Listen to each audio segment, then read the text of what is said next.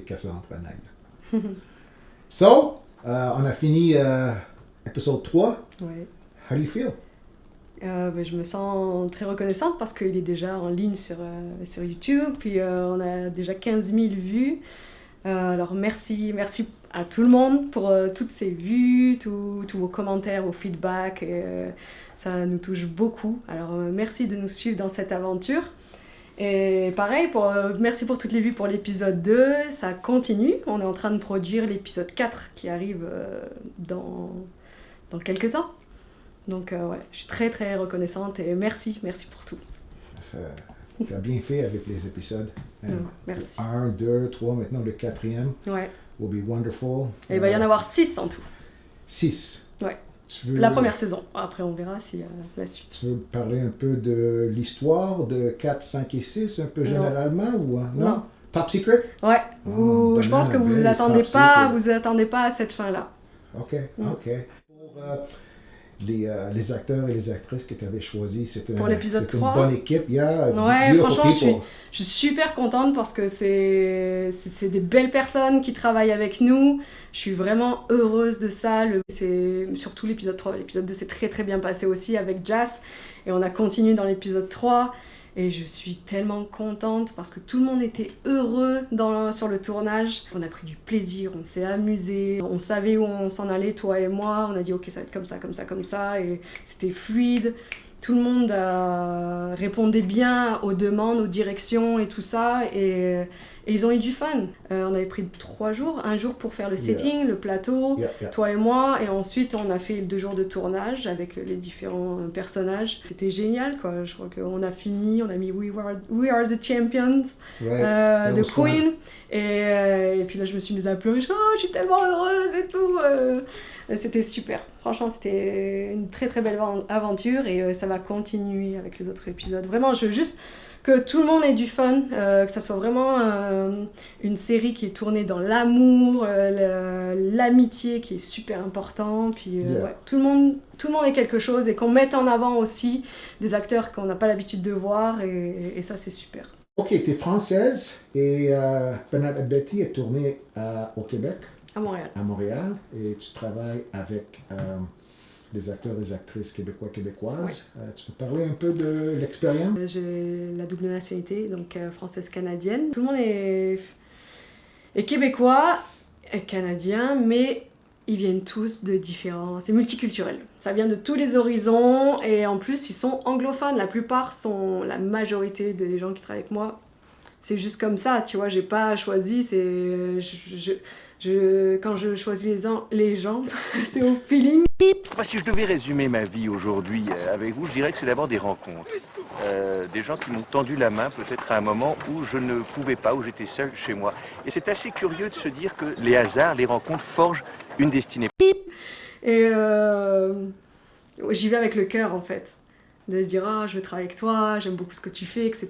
Je le sens et voilà quoi. Et il s'avère qu'ils sont anglophones la plupart. Donc ils font un gros travail pour parler en français. C'est mignon, tu vois, ça apporte un peu d'exotisme. Et c'est ce que je veux aussi dans mon art, c'est vraiment de réunir toutes ces...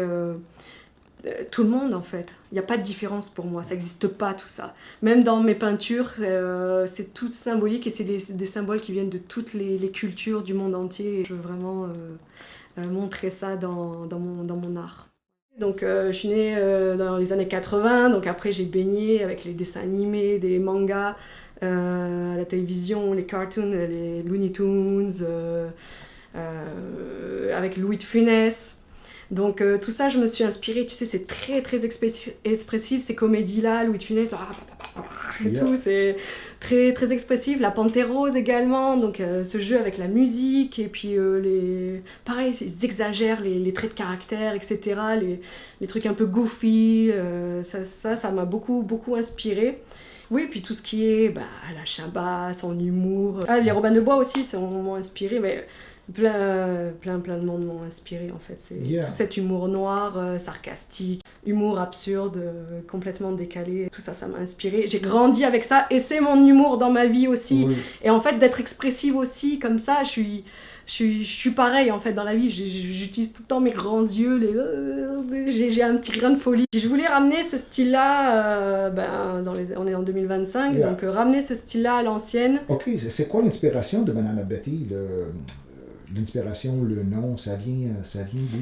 Banana Betty, en fait, c'est pendant que je travaillais l'épisode 1 et tout ça, j'écoutais Harry Belafonte, c'est ça, hein, de Banana Boat, la chanson Banana Boat. Et en fait, comme je suis française et que on modifie tout le temps les paroles des chansons en anglais, au lieu de dire Tali Banana, parce que je comprenais pas vraiment ce qu'il disait, je disais Betty Banana. Tali Banana. Et là je dis Betty Banana. Et là je t'en parle.